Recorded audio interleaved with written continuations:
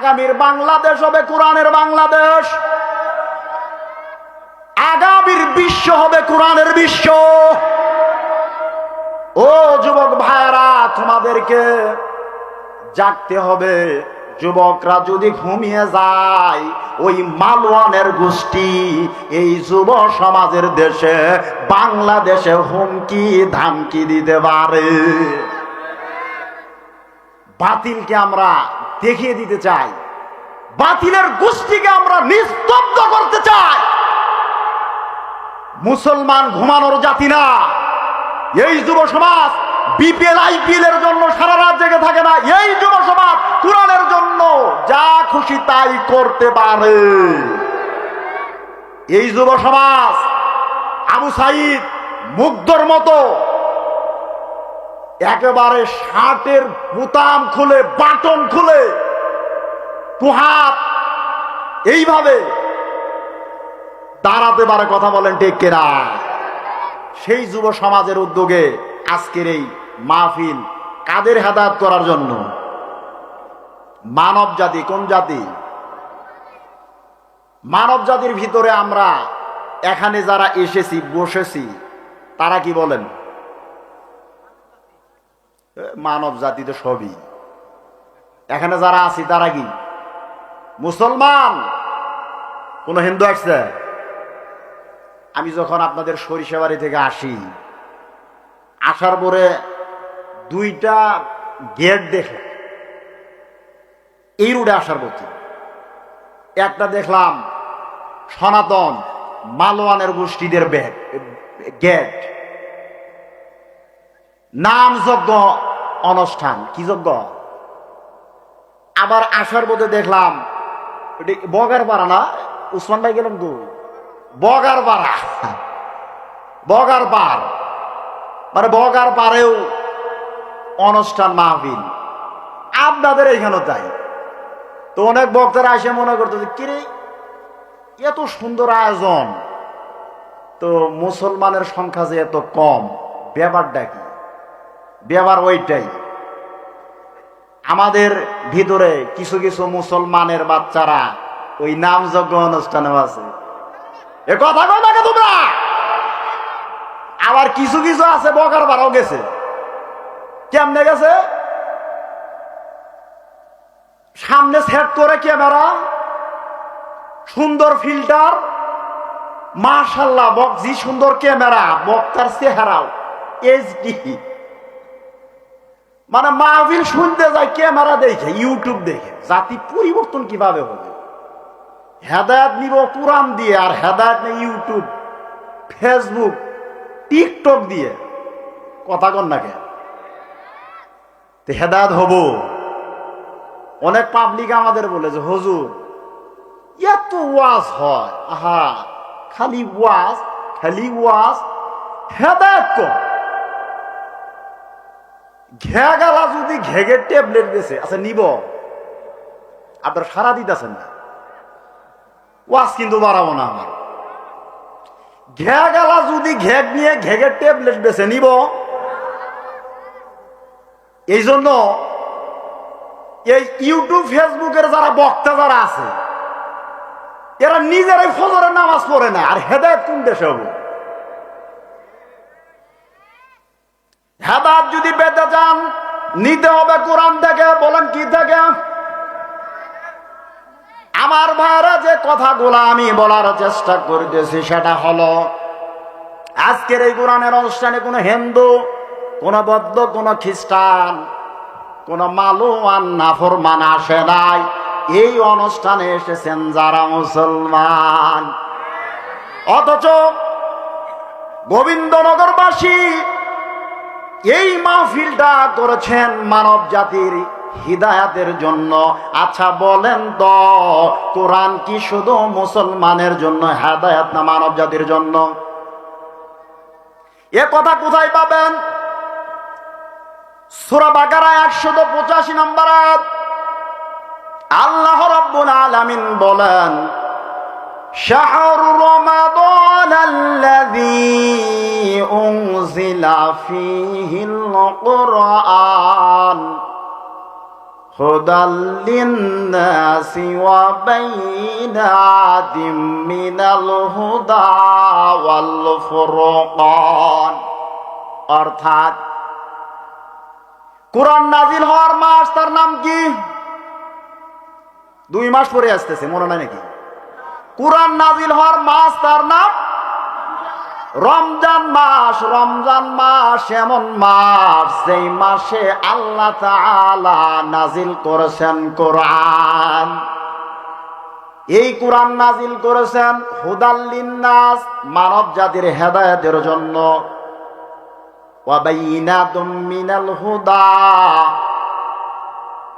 এই কোরআনের 2 নাম্বার গুণ হলো কোরআন হেদায়েত প্রাপ্তদের জন্য সুস্পষ্ট হেদায়েত। সুবহানাল্লাহ গণ। ওয়াল ফুরকান, 3 নাম্বার গুণ হলো এই কোরআন হলো সত্য মিথ্যার মাঝে পার্থক্যকারী, হালাল হারামের মাঝে পার্থক্যকারী, তার নাম ন্যায় অন্যায়ের মাঝে পার্থক্যকারী, তার নাম হলো কোরআন। আপনি কোন মৌলবীর কাছে ন্যায় অন্যায় শিখবেন তা নয়, আপনি শিখবেন কোরআন থেকে। কোরআন আপনাকে বলবে এটা হালাল, কোরআন আপনাকে বলবে এটা হারাম, কোরআন আপনাকে বলবে এটা ন্যায়, কোরআন আপনাকে বলবে এটা অন্যায়, কোরআন আপনাকে বলবে এটা সত্য, কোরআন বলবে এইটা মিথ্যা। আমার ভাইরা, এই কোরআনের ব্যাপারে কোনো সন্দেহ আছে কি বলেন?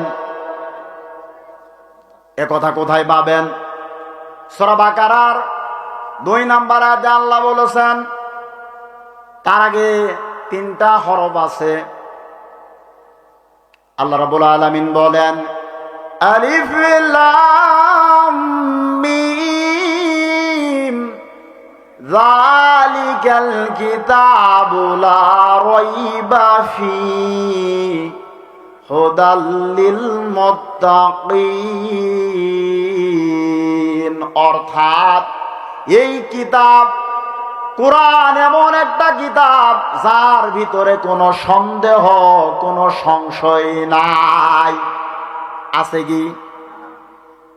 আজ থেকে 1500 বছর আগে কোরআন নাজিল হয়েছে, এখনো কোরআন ঠিক হয়ে আছে, কিয়ামতের আগ পর্যন্ত কোরআন ঠিকই থাকবে, কোরআনের কোনো সংস্কার হবে না। কথা বলেন ঠিক কিনা?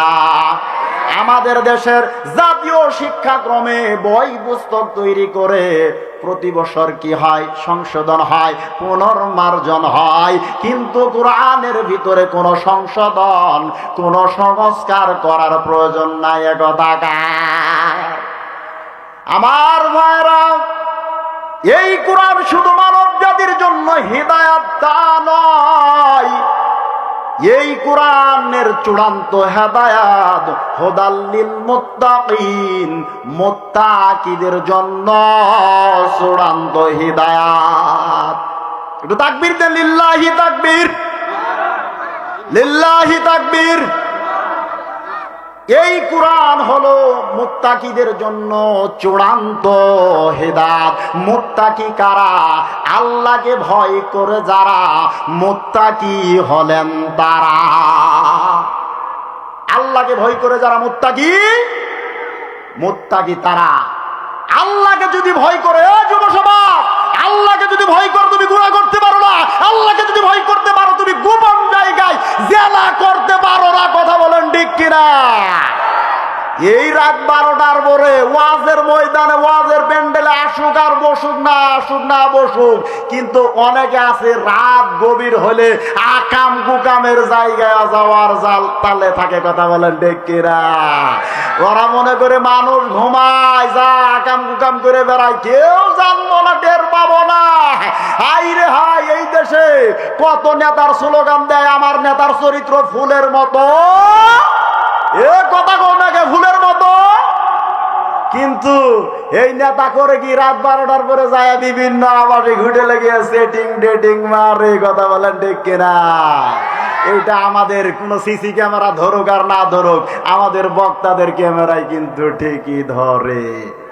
কারণ আমরা তো রাত বিরাতে ঘোরাফেরা করি, মাঝে মাঝে শিয়াল রে দেখি হুক্কা হওয়া, কি হুয়া হুক্কা হওয়া করে না, আবার কুকুরের ঘেউ ঘেউ মাঝে মাঝে দেখি বুরকাওয়ালা বিভিন্ন রাবিয়া বসরি বাঙ্গালিয়া অনেক জেনা বেবিচারকারিনী মহিলাও ঘোরাফেরা করে। কথা বলেন ঠিক কিনা? তুমি যদি মুমিন মুসলমান হও, গুনাহ করতে পারো না, জেনা বেবিচার করতে পারো। আমার ভাইরা, মুত্তাকিদের 5টা গুণ থাকতে হবে। বলেন কয়টা গুণ?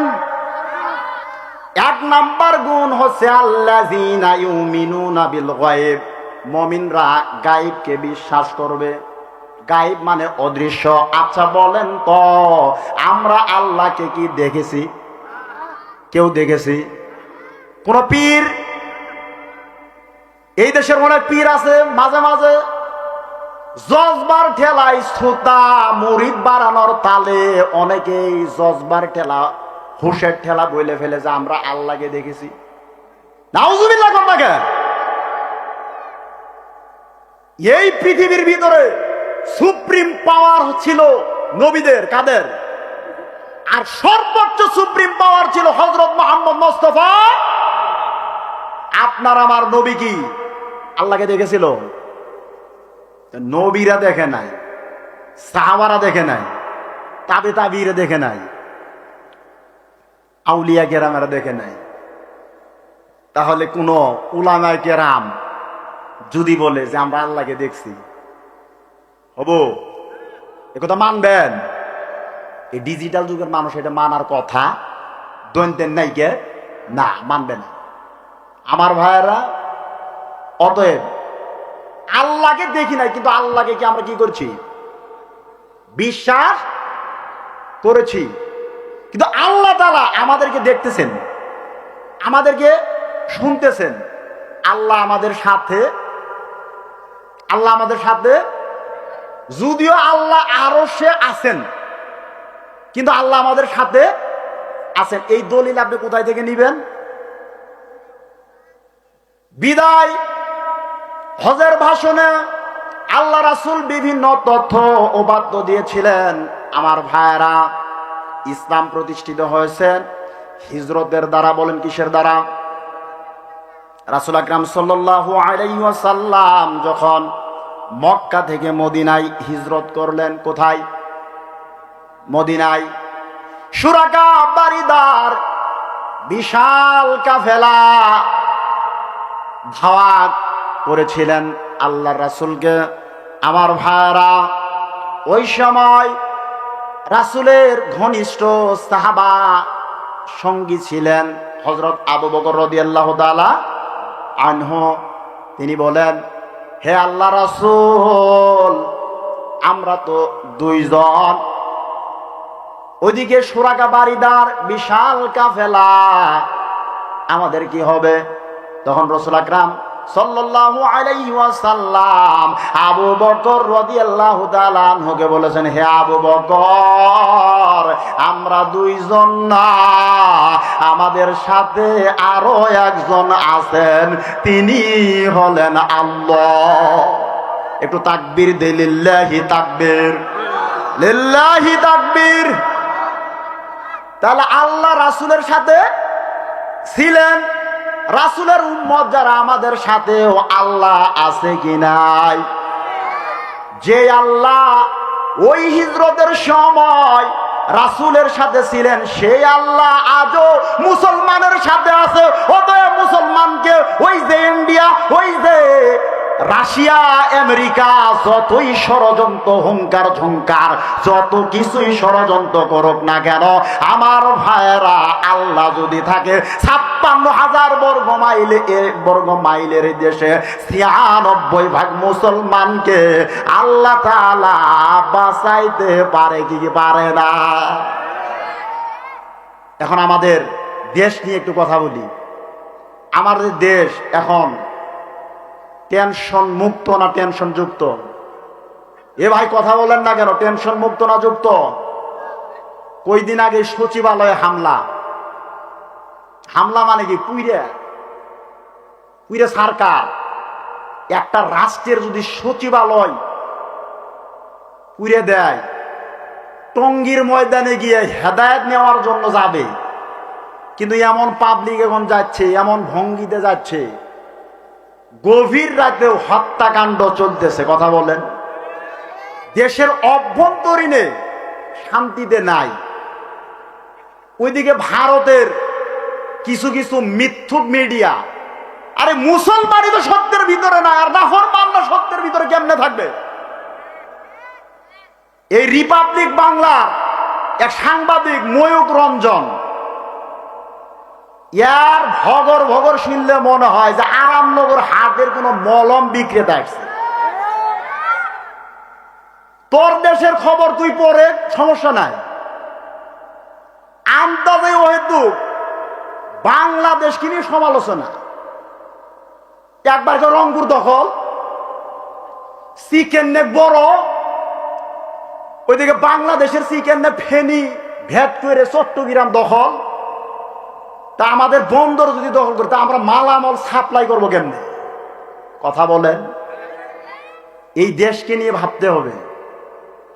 আমার ভাইয়ারা, আমি যে কথার সুরে কথা বলতেছি সেটা হলো, এই গোবিন্দনগর মাহফিল থেকে আমরা বাতিলের গোষ্ঠীকে এইটাই মেসেজ দিতে চাই, জানিয়ে দিতে চাই, মুসলমানের হুঙ্কার ঝঙ্কার, মুসলমানের পারমাণবিক বোমার নাম হলো আল্লাহু আকবার। বলেন কি? ওই পারমাণবিক বোমা নেওয়ার জন্য পাকিস্তান থেকে হাওলাত করে আনতে হবে না। মুসলমান যদি আল্লাহু আকবার বলে, বাতিলের গোষ্ঠী ইঁদুরের গর্ত খুঁজে পাবে না। কথা বলেন ঠিক কিনা? সেই আল্লাহু আকবার আছে তো? আল্লাহু আকবার বলবেন, পাওয়ার বেড়ে যাবে, শক্তি বেড়ে যাবে।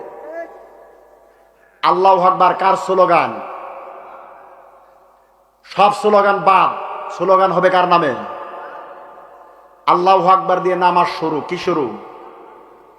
আমার ভাইরা, তাহলে আমরা যে বিষয়টা নিয়ে কথা বলতেছি সেটা হলো, আল্লাহ আমাদের সাথে আছেন। তাই মুত্তাকিদের এক নাম্বার গুণ হলো, মুত্তাকিরা গায়েবকে বিশ্বাস করে। 2 নাম্বার, ওয়ায়ুকিমুনাস সালাত, মুমিনরা সালাত প্রতিষ্ঠা করে। সালাত মানে কি? নামাজ। সালাত কি? এ যুবক ভাই, তুমি সালাত চিনো? সালাত বলতে বাঙালি বুঝে কি? সালাত মানে কাঁচামরিচ, শসা, গাজর, টমেটো, কাঁচা পেঁয়াজ, এর সালাদ মনে করে। আমার এলাকার কিছু যুব সমাজ ক্যারাম খেলে না? ভাই আপনারা আছেন তো ক্যারাম? তা আমি নামাজে যাই, দাওয়াতি কাজ, হেদায়েতি কাজ। কি কাজ? তো ক্যারাম খেলে আমি ওদেরকে বললাম, ভাই চলি, ভাই চলি, সালাদ সালাদ। ওরা ওই আল্লাহর বান্দারা শুনে কিন্তু যায় না। তা আমি যখন বাজারে যাই, ওরা আমাকে বলে, হুজুর সালাদ সালাদ। কিরে বুঝলাম না, বাঙালি সালাদ কি বুঝে? সালাদ যে নামাজ, এটা ওরা বুঝে না। সালাদ মানে ওই যে কাঁচামরিচ, কাঁচা পেঁয়াজ, শসা, গাজর। তা আল্লাহ বলেন, মুত্তাকিদের 2 নাম্বার গুণ, ওয়ায়ুকিমুনাস সালাত, সালাত প্রতিষ্ঠা। এ যুবক ভাই, আমরা সালাত করব তো, কিন্তু যুবকদের যদি বলি চলি ভাই নামাজে, কই না হুজুর শরীর ঠিক নাই। কিন্তু শরীর ঠিক না থাকার কথা হলো নারীদের, মহিলাদের। তো পুরুষের শরীর ঠিক থাকে না কেন? কই পেশাব করে পানি নিন। বুঝলাম পেশাব করে পানি নেওয়া নয়, শরীর ঠিক নাই। তারপরে চলো, কই কাপড় ঠিক নাই।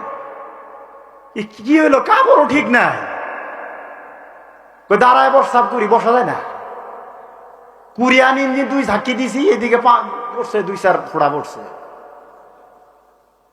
হেদায়েত কই পাবো? সালাত প্রতিষ্ঠা করতে হবে। 3 নাম্বার, ওয়া মিম্মা রাযাকনাহুম ইউনফিকুন, আল্লাহ বলেন আমি তোমাদেরকে যে রিজিক দিয়েছি, রিজিক মানে কি? রিজিক হলো ধান, রিজিক হলো গম, ভুট্টা, এটা কার রিজিক? আমি যে তাদেরকে এই রিজিক দিয়েছি তা থেকে তারা ব্যয় করবে কার রাস্তায়?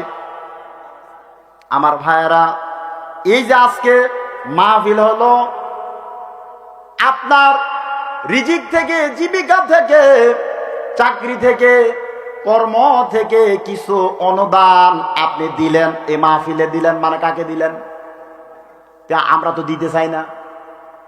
আমাদের সমাজে এমনও কিছু কিছু